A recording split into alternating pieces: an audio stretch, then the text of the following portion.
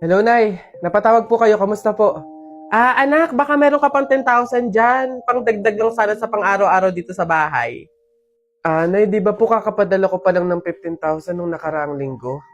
Ayun na nga, naubos na eh. Nagaya kasi yung mga kumari kong mag-outing. Diyos ko. Nay naman, malaking halaga po yun. Sana naman tinipid ninyo. Hindi po ganun kadali kitain yun eh. May pasensya na po, hindi po ako makakapag-abot pa ngayon. Wala din po ako. May mga bayarin din po ako dito tsaka gastusin pang araw-araw. Teka, ang yabang na itong sumagot Kung makapagsalita ka, para ang laki ng kasalanan ko Nakapag-abroad ka lang, ganyan ka na magsasagot? Puro ka lang naman pasarap dyan? Singilin kaya kita sa pagpapalaki ko sa'yo. Huwag ka mag-alala, hindi ka namin kailangan. Kaya namin nang wala ka. Sobra naman ho kayo, Nay. Hindi naman po ganun kadali magtrabaho dito sa abroad eh. Kasi lahat salo-salo mo. Yung kapag nahihirapan ka, yung may sakit ka, nalungkot ka, wala. Ikaw lang mag-isa. Wala kang katulong, wala kang karamay. Pero Nay, bakit ganun? Yung isang beses ka lang hindi nakapagbigay pero parang buong pagkatao ko na yung hinisgahan ninyo. Itong pag-a-abroad ko, Nay, kayo naman po yung may gusto nito, di ba? Hindi po ako. Gusto ko po kasi, Nay, maging doktor talaga eh. Yung makakapagbigay ako ng tulong sa mga tao. Yung makakapaggamot ako ng libre. Yun talaga, Nay. Kaso mahirap kasi tayo eh. Kaya itong pag-a-abroad ko, pinili ko na lang to para sa inyo. Na yung pasarap po ba na sinasabi nyo, yun po ba yung kapag natanggap ko na yung sahod ko, bibili ako na kahit man lang pares ng damit? Yung pasarap po ba na sinasabi nyo, yun ba yung kapag after kong magtrabaho, magpakapagod dito sa abroad, yung kakain ako ng masarap kahit isang beses lang? Yun po ba yun, Nay? Pasensya na po kayo, Nay, Kasi minsan, sa tanang buhay ko, hindi ko naranasan yung ganun eh. Kaya yun man lang, Nay, mabigay ko sa sarili ko, maregalo ko sa sarili ko. Kasi wala naman akong choice eh. Kundi yung piliin lagi yung pamilya ko para tulungan kayo. Yun nga man lang, Nay, na kamustahin niyo ako. Kailan ko kaya ma-experience na yung tatawag kayo sa akin, yung magme-message kayo sa akin para kamustahin lang ako. Yung hindi yung manghihingi kayo ng pera, yung hihingi kayo ng ganito. Pero wala eh. Hindi ko alam, Nay.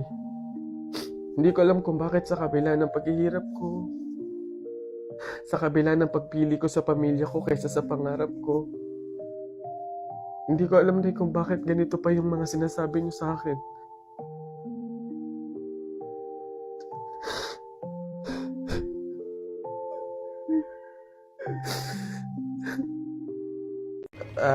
Hello, Beth?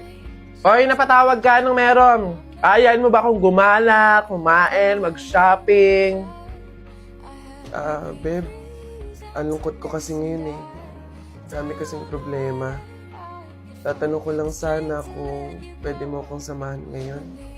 Go lang! Basta libre mo ako ng pamasahe at pagkain. Di ba? Siyempre sinamahan kita eh. Okay na yun. Okay, sige. Sige. See you. Hoy guys! Miss ko na kayo! Miss you na din, guys! Sa true! Kita-kita naman tayo, nood sine, ganun. Busy pa ako sa work eh. Same, busy din sa work. Pero kung libre mo, why not? Joke! Sige. Libre ko na kayo. Ay, hindi na pala ako busy. Go lang! Sagot mo naman pala eh. Oo nga, sana sinabi mo agad, di ba? Ganun ba talaga dapat? Yung kailangan ko munang maglabas ng pera bago ko sila makasama at maramdaman sila sa tabi ko.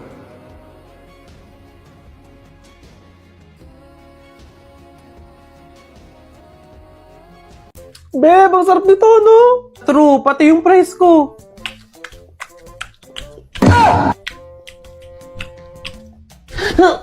Aray!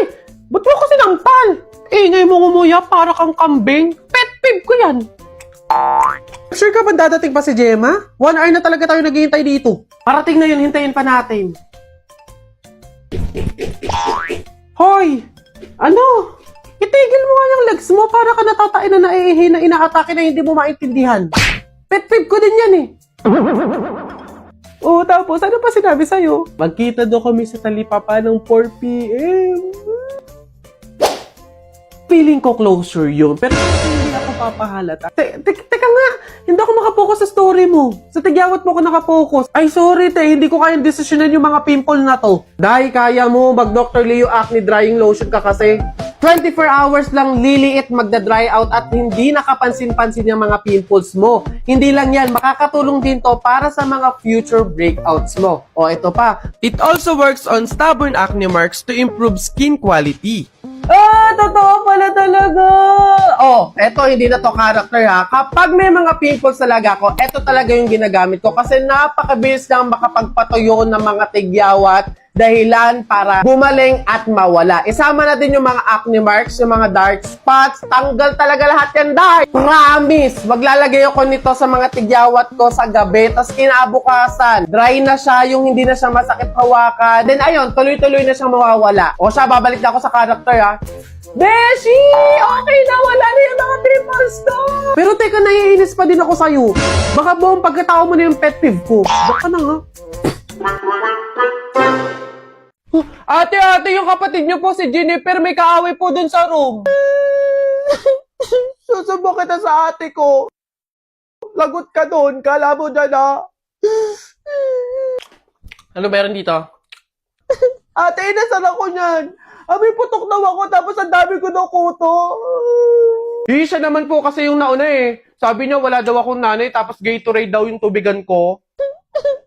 Kaya ikaw, kilalanin mo binabangga mo ah. Hindi mo kami kilala. Umayos ka, sinasabi ko sa'yo. Susubukan na sa nanay ko. Ayan. Beb, tara, pasok ka. Beb, pagpasensyahan mo na yung bahay namin ah. Maliit tsaka makalat. Beb, ano ka ba? Ako na nga itong naki-overnight to. Aarte pa ba ako? O siya, dyan ka muna ha. Aayusin ko muna yung higaan natin. Nay, gutom na nga po ako. Anak, wala pa nga ang tatay mo. Hindi naman nakatanggap ng labada si nanay, kaya wala pang pang-budget ngayon. Konting tiis lang muna, anak, ha?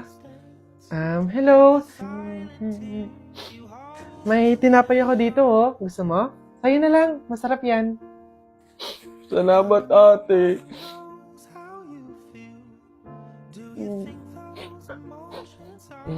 Beb, eto na yung unan tsaka yung kumot na gagamitin mo. Sana mapagtsagaan mo, ha. Pasensya ka na. Yan lang talaga yung meron kami. Walang problema, Beb. Ang mahalaga, makakatulog ako. Thank you. Beb, tara, kain muna tayo bago matulog.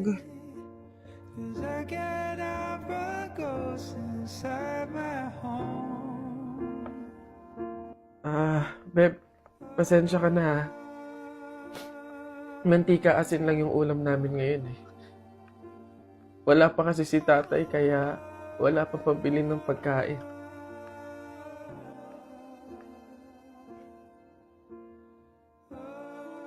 Sobra akong nahihiya sa'yo, Beb. Beb, ano ka ba? Magkaibigan tayo, oh. Hindi para i-judge kita. Mahirap naman talaga yung buhay. Minsan nasa baba tayo, to the point na talagang walang-wala na. Pero ang mahalaga, hindi yun palagi. Dadating din talaga yung panahon na nasagana tayo. Kaya na tayo?